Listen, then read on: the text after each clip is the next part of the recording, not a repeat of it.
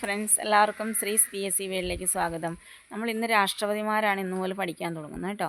അപ്പോൾ ഇന്ന് ആദ്യത്തെ രാഷ്ട്രപതിയായ ഡോക്ടർ രാജേന്ദ്ര പ്രസാദിനെ കുറിച്ചാണ് പഠിക്കാൻ പോകുന്നത്. ഓക്കെ, പഠിച്ചാലോ.